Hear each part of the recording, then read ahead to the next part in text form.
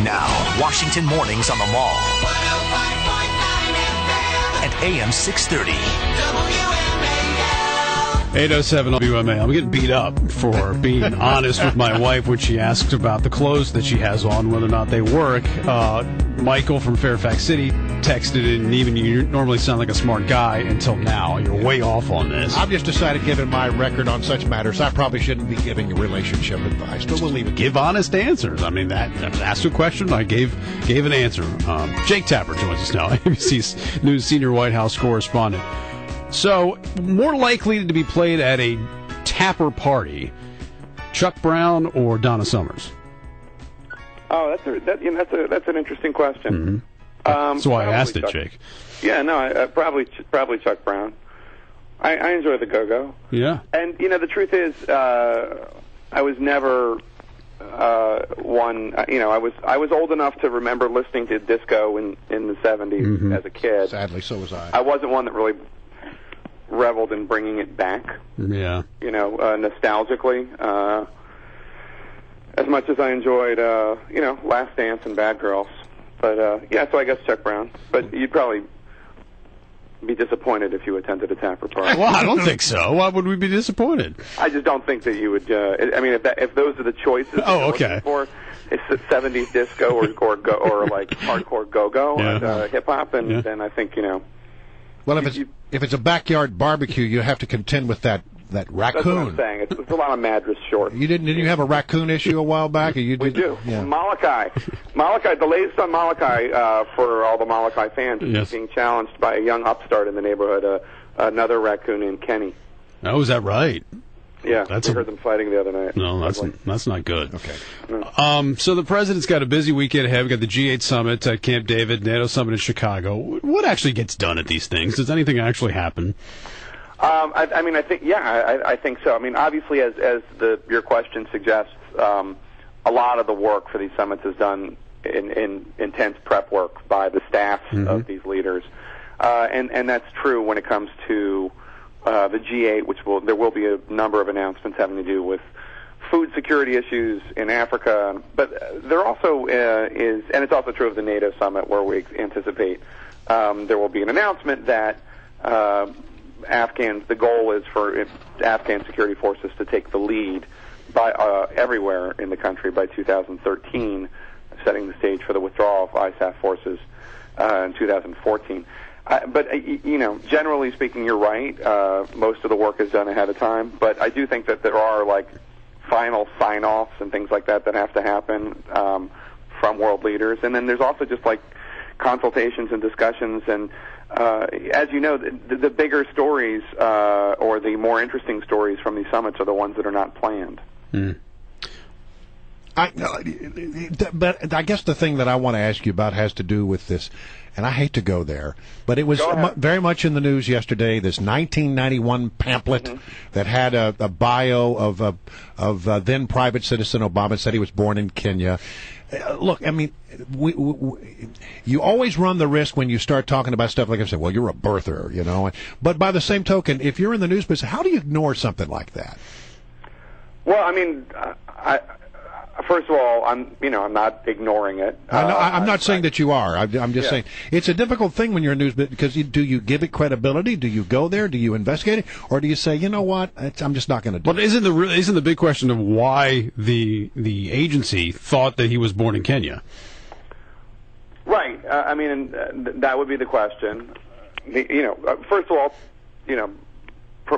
predicate that we need to state off at the start.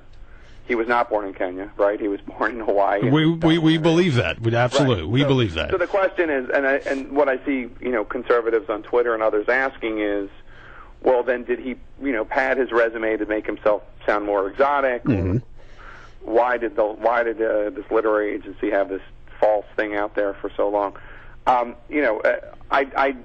saw that the literary agency put out a statement, or at least somebody who works there, saying that she made the mistake, and it was nothing more than that. So I don't know much more about it than that.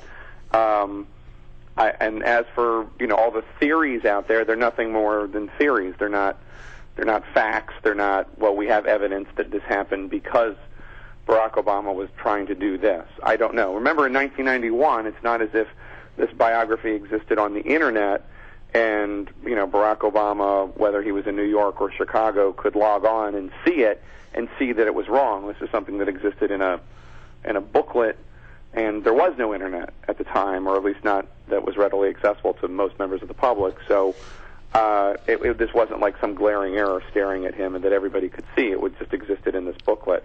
I don't know. I mean, I don't. I'll tell you that I was more interested yesterday in a number of other issues. The National Security Advisor came to the press briefing. I asked him about drones. I asked him about green on blue attacks, Afghan forces attacking American forces. I asked Jay Carney about the return of Reverend Wright, both in terms of Wright making allegations in an interview with this conservative author Ed Klein, and also this new ad campaign that was being discussed by some conservatives with a super PAC to attack President Obama on the subject of Reverend Wright. So that's really where my attention was. You picked up on something that Wilson has been harping on for quite some time now about the drones. Do we know that are there drones flying over Chicago right now?